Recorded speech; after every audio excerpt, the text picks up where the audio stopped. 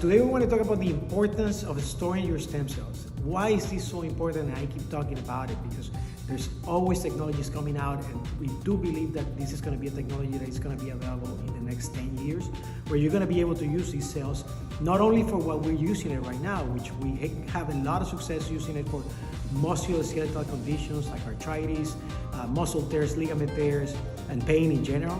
But we're going to be able to use it for other degenerative conditions. There's a lot of advancements in diabetes, chronic kidney disease, heart disease.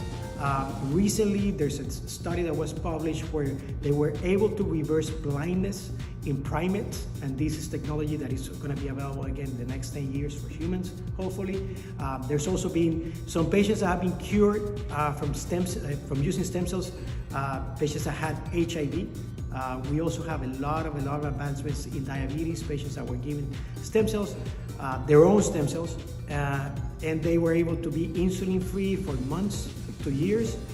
There's also been advancements in heart disease, patients with significant heart conditions like ischemic heart disease, where they were able to reverse these dead cells, basically a dead tissue, and replace it. So that's the importance. This is technology that is going to be available for you in the next 10 to 15 years, and you don't want to miss that opportunity.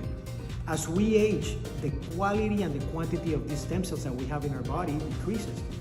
So it's not the same to have 20-year-old cells stored and frozen in time, than having 60, 70-year-old cells. They don't have the same capacity, and again, the quantity is also significantly diminished after we reach our 60s. So there you have it.